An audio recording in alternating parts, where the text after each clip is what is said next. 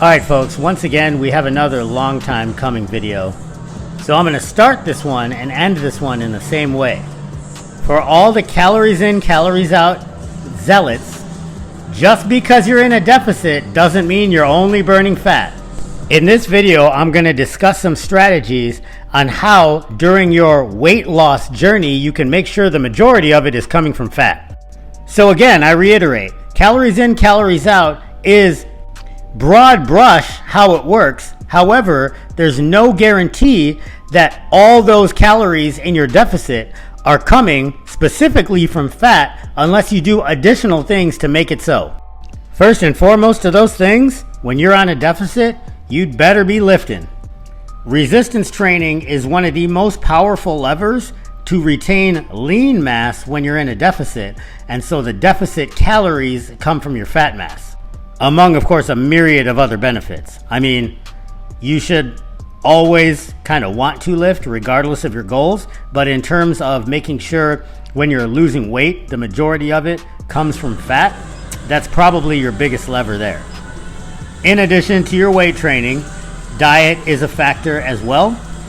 Now, I've made a couple different videos on protein, but just as a rehash, the current state of literature, as well as my almost 30 years of anecdote, generally put the protein recommendation as anywhere between 1.8 and 3.2 grams per kilogram.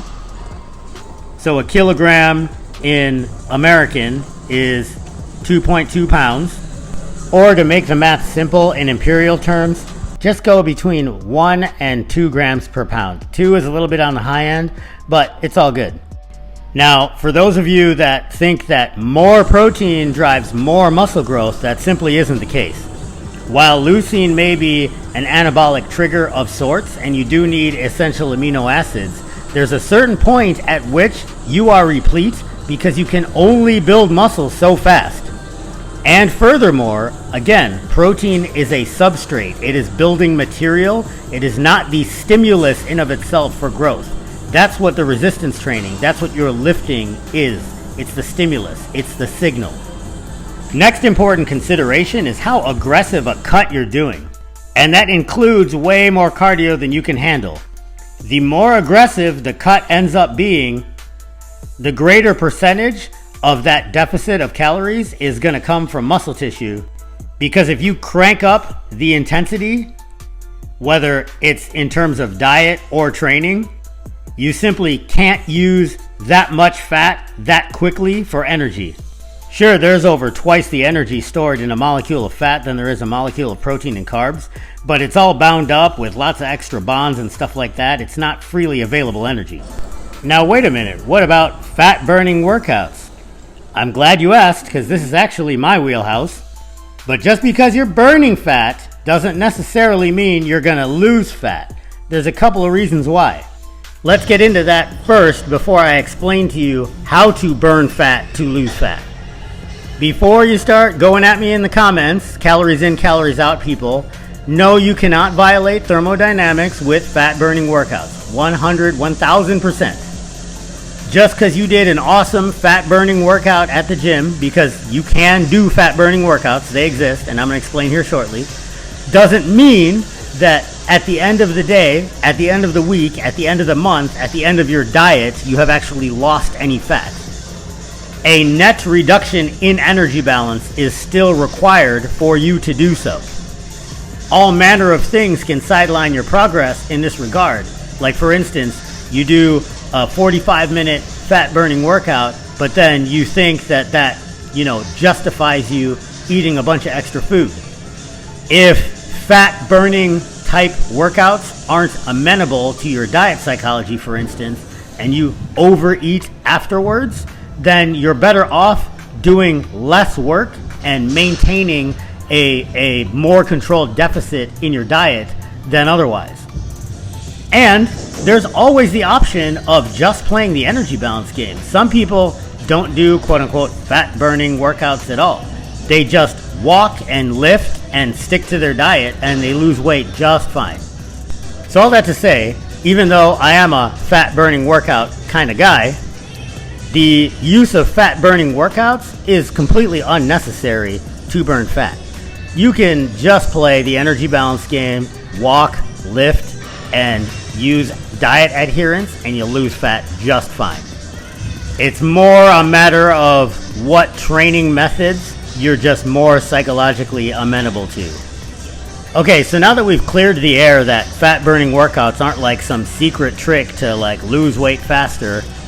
So fat as a substrate during exercise is a simple matter of bioenergetics. You utilize fat as fuel at lower intensities.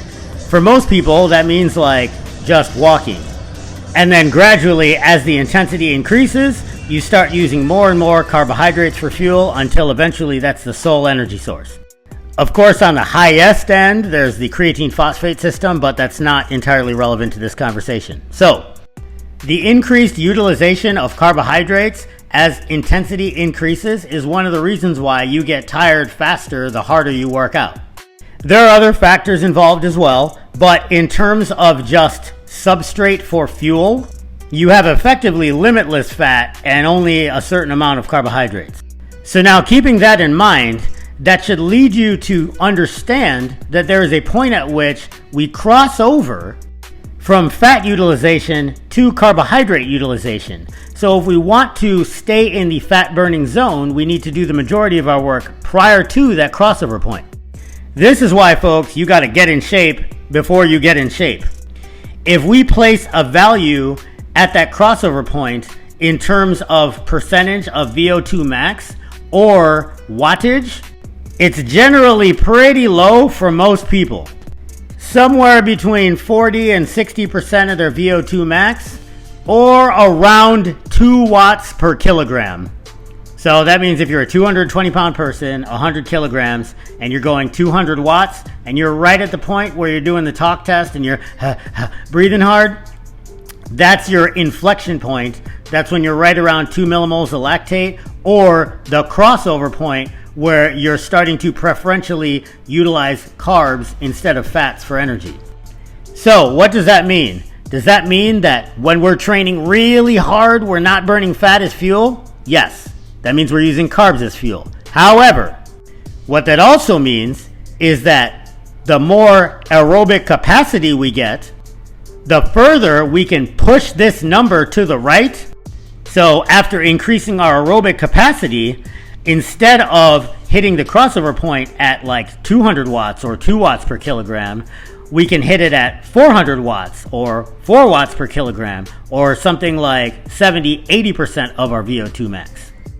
And this, folks, is precisely why I do my extended Zone 2 sessions every morning for base building. Over the past 2.5, almost 3 years, I've pushed that crossover point way to the right, so now I can do a tremendous amount of work utilizing fat as fuel. And combining that with resistance training and diet adherence, it's very easy to stay lean. But that doesn't mean it would work if I was in a calorie surplus.